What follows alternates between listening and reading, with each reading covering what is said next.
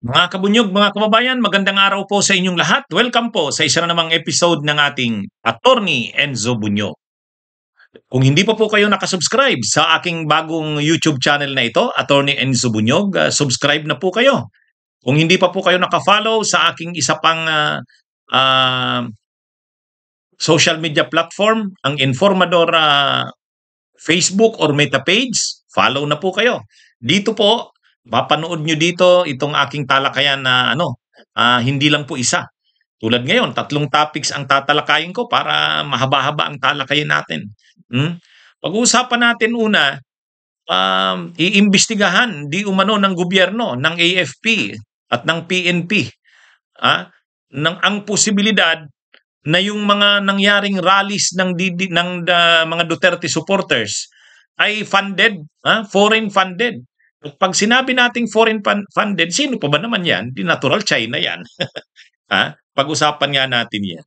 Ang isa pa, convicted na. Convicted na si Alice Guo at ang iba niya pang mga co-accused sa kasong qualified human trafficking. Ayan din ang kaso kay Roque. Kaya siguro nalaman na siguro ito ni Roque, malamang takot na si Roque, lalong hindi na uuwi yun. Pangatlong topic natin, nag-speech na naman, nag-privilege speech na naman si Marcoleta sa Senado. Ang topic niya na naman, notaryo ni Gutesa. Ano na ba yan? Wala nang katapusan yung issue na yan. O sige, mga kabunyog, mga kababayan. Pag-usapan nga natin itong tungkol sa katatapos ng mga rallies. Nakikita o tinitingnan ng mga autoridad ng AFP, ng PNP, ng DILG na yung mga rallies, lalo na itong katatapos lang na rallies noong November 16 to 18 ay posibleng di umanong foreign funded. May mga impormasyong nakukuha ang AFP na posibleng may funding galing sa mga dayuhan. At ang siyempre, pagka ganyan na sino ba ang may interest na anong bansa ba ang may interest diyan sa mga rallies na yan? Siyempre pro Duterte rallies yan. At ang ang objective ng rallies na yon, mapaalis sa pwesto si PBBM, mailuklok si Sara. O sino ba ang bansa? Ano bang bansa ang may gusto ng ganyan? O may ganyang interest? Di China. Marami namang pera ang China at talagang ginagawa naman talaga yan ng China. Kaya iimbestigahan ng AFP kasi kung totoo nga na pinupundohan na ng China, ng dayuhan ang mga nasabing rallies, na yan. Kakaharapin nila ang mga mga kaso niyan, pananagutan yan, pagtataksil yan sa bayan. Kaya kung pinupunduhan pala ng China o ng dayuhan ang nasabing mga rallies nila, sigurado malaki yung pondo na yon. Bakit kukunti lang yung napalahok nila sa rallies nila? Baka binulsa pa ng mga nag-organize ng rallies yung pondong galing sa China. Kaya actually, isa yan sa dahilan bakit hindi nakakuha ng suporta lalo sa military ang mga rallies. Yung madalas, lagi nilang sinasabi na mag-withdraw na ng support ang military sa administrasyon ni PBBM. Pero hindi nakukuha ang support ng military at ng PNP. Ang pinakadahilan, alam kasi na yung mga grupong ito, ang layunin nito ay iluklok si Sara Duterte. Si Sara Duterte, lantaran na pro-China. At kapag nailuklok si Sara, ang uupo sa sa gobyerno ay mga pro-China. Kaya hindi nakakakuha ng simpatya o suporta galing sa military. Lalo pa ngayon, pag nalaman yan na talagang may funding o pinunduhan ng dayuhan, lalo ng China, ang mga rallies na yan, ay talagang lalong hindi makakakuha ng simpatya yan o suporta sa mamamayan, lalo na sa military. Ang military kasi talagang napapalaban sila dito sa China, ang Coast Guard natin. Tapos yung mga nag-o-organize ng mga rallies na yan, ang mga nagpapakilalang leaders nila tulad nila Kiko Barsaga, gusto pa ngang ay abolish ang Coast Guard. Kaya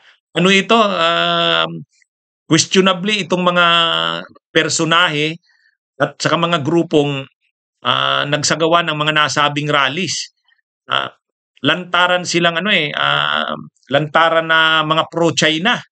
Oh, at kaya nga dahil na parang napakarami nilang fundings, no? Parang bumabaha sila sa fundings. Isa sa tinitingnan na posibleng may foreign funding sila.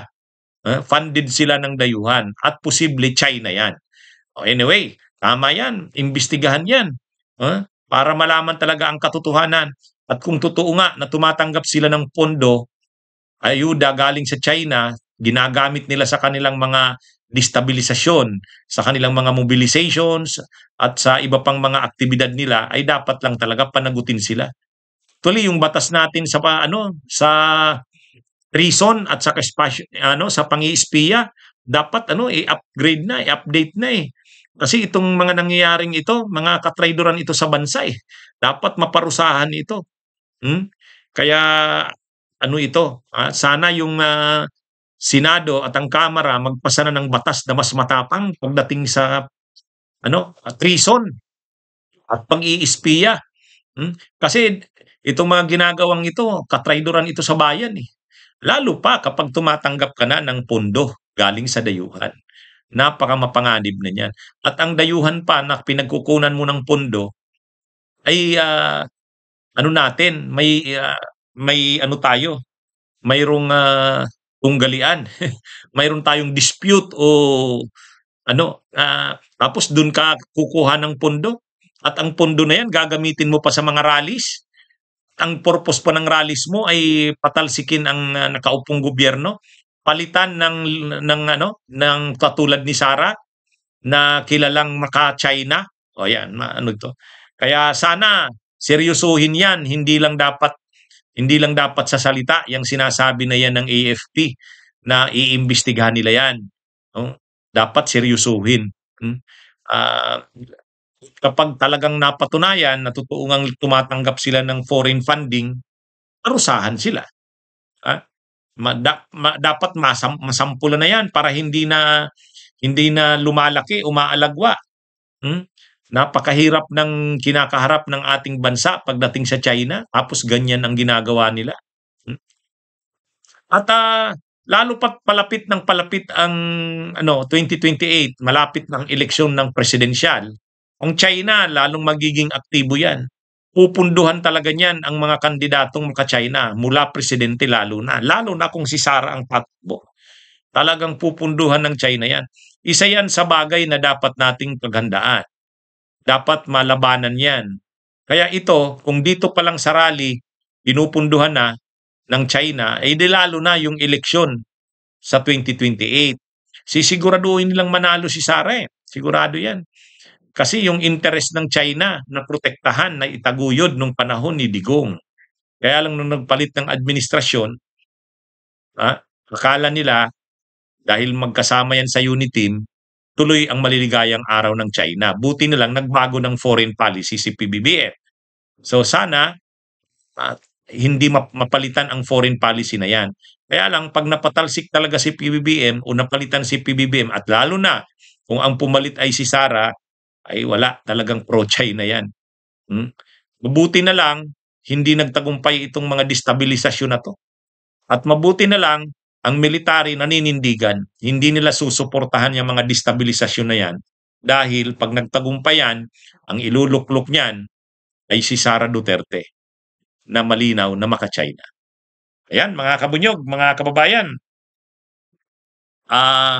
Ito, si Alice Guo ay convicted na. Yung Pasig Regional Trial Court ay sinintensyahan na si Alice Guo. May iba pang mga akusado kasama ni Alice Guo. Ano ba ang kaso? Ang kaso nila ay qualified human trafficking. Qualified human trafficking.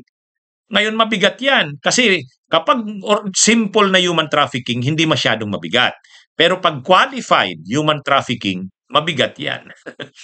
Ngayon, dahil mabigat na kaso 'yan, qualified human trafficking, kaya nga non-bailable 'yan eh. Non-bailable na kaso 'yan, qualified human trafficking. Kaya yung sentensya sa kanya, reclusion perpetua. Ibig sabihin makukulong ka ng mga lampas 40 taon. Halos diyan ka na mamamatay, ang pagtanda mo diyan ka na hanggang mamatay ka na siguro diyan sa ano, sa kulungan. Kaya ano 'yan, eh, 'yan ang nakuha ni Alice Guo ng iba pa niyang mga co-accused. Bakit anong nangyari sa qualified human trafficking? Ay yung mga pagpupuslit kasi ng mga dayuhan, eh. Yung may mga Chinese, may mga Vietnamese, Cambodian, Indonesians, pinupuslit papasok sa bansa, mga faking passports, faking visa, o nga wala ngang visa, eh, wala ngang work permits, eh, pinapalusot sa customs, ay pinapalusot sa immigration. Tapos pagdating dito sa Pilipinas, ginawang parang mga alipin, nagtatrabaho sa mga pugo, yung mga dayuhan. O di human trafficking yun at qualified na human trafficking, kaya no bail. Kaya konektado yan dyan sa mga illegal na pugo. Yung mga illegal na pugo, actually, legal nga yung pugo nila. Pero yung ginawa mo sa mga tao na parang ang human trafficking kasi slavery, pang-aalipin ng tao yan, eh. Pang-aalipin, bagong forma ng slavery. O katulad niyan, eh di ba may mga ano lumabas sa mga investigasyon, mga salaysay na mayroong mga nagtatrabaho sa loob ng compound ng mga pogo na kapag mayroon silang nagawang hindi nagustuhan ng mga may-ari ng pugo, ng management ng pugo, pinaparusahan sila, tinutorture sila, mayroon pa nga di umano pinapatay. Yun, qualified human trafficking. Umabot na sa ganung punto, no? Pinagpapatrabaho mo na parang alipin, kahit pa sabihin mong sinasahuran mo, pero alipin naman ang trato mo, hindi na sa tao. Kaya human trafficking. Hmm? Pinupuslit yan, pinapalusot yan sa immigration. Kaya nga nagbabribe sa mga immigration officials para doon. Yan yun, qualified human trafficking. Tandaan natin, yan din yung kaso ni Kibuloy. Qualified human trafficking. Qualified human trafficking din kay Kibuloy. Paano naman yung qualified human trafficking? Eh di ba parang nag-alipin din si Kibuloy ng mga bata, kababaihan? Paano niya inalipin? Inalipin sa pinagpapalimos. Ginawang parang mga yung iba pati sexual slaves nga, eh. 'Di ba? In-engage niya sa sexual na mga kalaswaan. Ang gamit niya lang na rason anak siya ng Diyos. Kaya parang ginamit yung relihiyon para maging masunurin kahit sa kanyang mga kalaswaan. Yun rin yun, human trafficking. At qualified dahil mga bata, Kaya si Kibuloy, ang kaso niya rin qualified human trafficking. Hindi nga lang pogo. Ngayon, si Harry Roque, yan din ang kaso. Qualified human trafficking din. Qualified human trafficking din ang kaso ni Roque. Kaya bakit naman siya qualified human trafficking? Kung si Alice Guo ay sa Bamban Tarlac, yung si Roque doon sa Pampanga. Sa Pampanga yon, yung kaila Cassandra Leong, yun ang kasama niya doon. Actually, konektado naman yan. Kaya lang, mas doon kay Cassandra Leong na-involve si Harry Roque. Kung saan, doon sa compound ng Pogo nila Cassandra Leong, doon pinatira ni Harry Roque yung kanyang, niya ba yun? Staff niya daw. Di ba? Doon yung pinatira. Kaya doon na-involve si Roque. Kaya ang kaso rin ni Roque, qualified human trafficking din. Qualified human trafficking din ang kaso ni Roque. May warrant of arrest na siya. No bail din. Kaya ibig sabihin, pag na-deny yung kanyang political asylum doon sa the Netherlands, wala na siyang pupuntahan. Na siya, ibabalik na siya sa Pilipinas. At pag nakabalik siya sa Pilipinas, makukulong siya, walang piyansa. Kasi qualified human trafficking din, eh. Ganon din ang ginawa. Yung nangyari kay Alice Guo, yun din ang ginawa ng ano, nila Cassandra Leong doon sa isa pang compound ng ano, malaking compound din 'yon ng Pogo rin. Gano'n din ang mga tao rin, mga Chinese, mga Cambodian na mga pinagtrabaho, parang ginawang alipin. Kaya qualified human trafficking. Do'n din na-involve si Roque. Do'n na-involve. Oh, nagpapalusot siya na hindi siya do'n involved, oh. Pero napakatibay ng ebidensya laban sa kanya. Oh. Kaya ang mangyayari, ah, na-isyuhan siya ngayon ng warrant of arrest. Sinasabi ni Roque gawa-gawa lang daw yung kaso sa kanya, hindi gawa-gawa 'yun. Matibay ang ebidensya laban sa kanya sa totoo lang.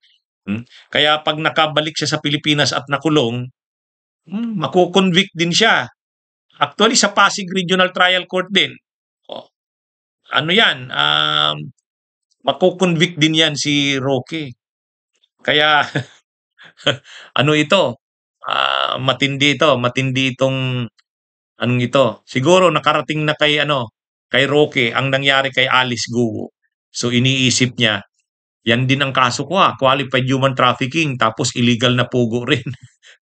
Kaya lalong ano siya ngayon, siguro stress na si Roque. Ha? Ano na nga daw nagagrabe na ng gastos dun sa Netherlands. So tapos hindi niya pa makapiling ang kanyang mga ano, pamilya. Kaya wala, nasira ang buhay ni Roque dito sa pagsama niya sa Duterte. Nasira. O tapos ngayon may kaso pa siya. Non-bailable pa. Qualified human trafficking.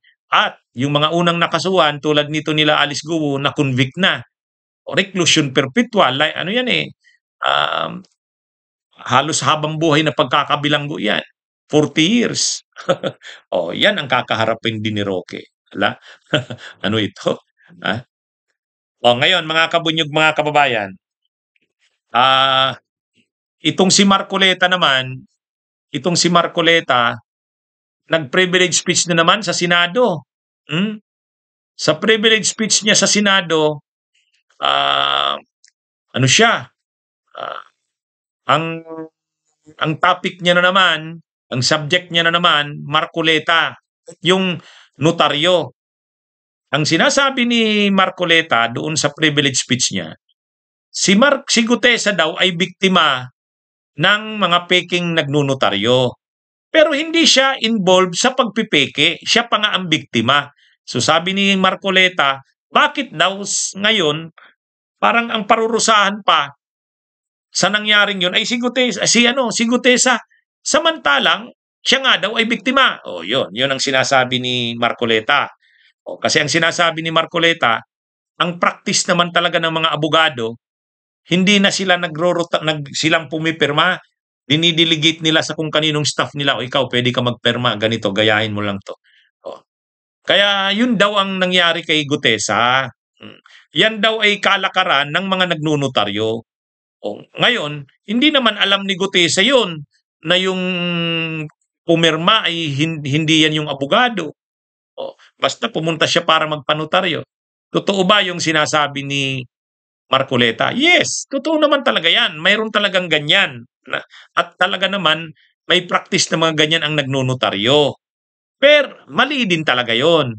O, tama rin yung argumento ni Marcoleta. Hindi naman kasalanan ni Gutesa yon. Okay, pero kung alam mong biktima ka ng ng mga peking nagnonotaryo, di dapat hindi ka matakot. Dapat panindigan mo. Harapin mo.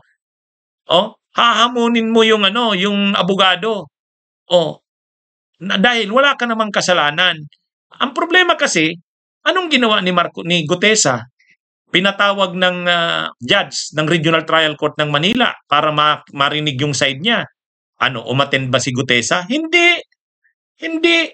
Ay dapat kung talagang malinaw na ikaw, alam mo wala kang kasalanan, na biktima ka rin lang kasi umasa ang akala mo pag-submit mo ng notaryo. Pag ano mo doon, ano yun? Inilabas sa'yo, pirmado na ng abogado, di ang akala mo totoo yung nagpirma doon. O di yung pala hindi.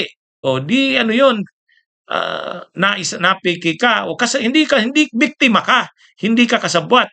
O di dapat matapang ang matapang ang loob mo na humarap sa korte. Pinatawag ng Regional Trial Court ng Manila, iniimbestigahan. Hindi naman umattend si Gutesa.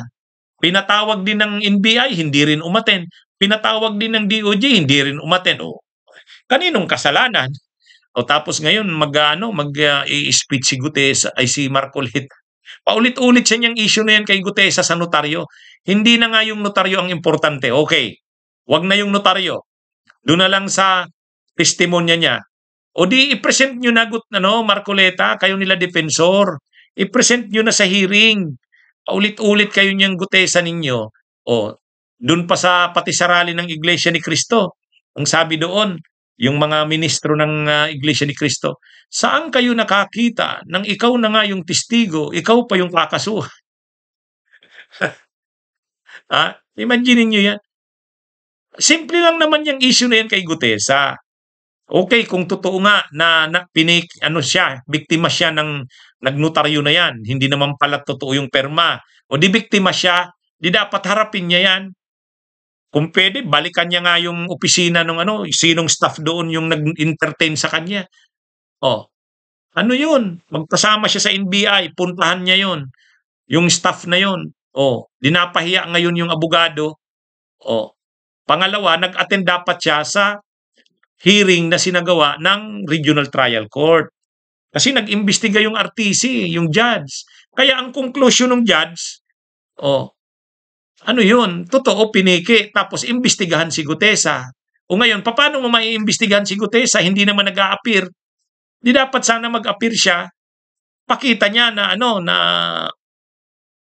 hindi siya involved diyan sa pandaraya, pamimiki ng notaryo. Siya pa nga ang biktima. O ganun dapat. At okay, sige, itabi na yan tungkol sa notaryo. Yung papanindigan niya na lang, yung sinabi niya. Di dapat ngayon, nandiyan na si Saldico. Pareho sila ng sinasabi. Di dapat maglakas loob na nga siya ngayon. Mayroon ng, hindi na lang siya ang nagsasalita niyan. O di dapat, na siya, maglakas loob na siyang magsalita palalo. Lumitaw na siya. Ay bakit kasi hindi pinapalitaw nila Marcoleta sa kanila defensor? Ang sinasabi nila, hindi rin daw nila alam kung nasaan, sabi ni Marcoleta. Sino namang maniniwala sa ganun? Saka dapat gagawin nila ang lahat, maiproduce si Gutesa para yung testimonya nito ay talagang lumabas. Gusto nilang makasuhan si Romualdez. Sino ang testigo kay Romualdez? Si Saldico. Pero ayaw namang umuwi sa Pilipinas. Sino pa ang testigo? Si Gutesa. Pero ayaw namang magpakita. Paano nyo ngayon makukulong si Romualdez? Gusto nila na mapin down si Romualdez, makulong, mapanagot. May testigo na si Gutesa, may testigo na si Saldico. Pero paano? Di dapat umuwi si Saldico. Ganon din si Gutesa, dapat lumabas siya. Huwag nang intindihin yan mga notaryo. Hanggang ngayon, notaryo pa rin ang topic ni Marcoleta. Pukusan niya na i-produce si Gutesa at magsalita na. Panindigan yung mga sinabi niya. Yan yun. Tapos pag magrereklamo sila Marcoleta, parang sinusupil daw yung testimonya ni Gutesa. Paano mo sinasabing sinusuppress? Hindi nyo nga pinoproduce eh. I-produce nyo muna. At kapag habang nagsasalita siya, binabara nila Lacson, hindi pinapabuelo, ayun, pwede ka na ngayon magsabi na sinusuppress ang testimonya ni Gutesa. I-produce nyo muna. Yun na muna ang dyan. Okay, mga kabunyog, mga kababayan, magandang araw sa inyo lahat.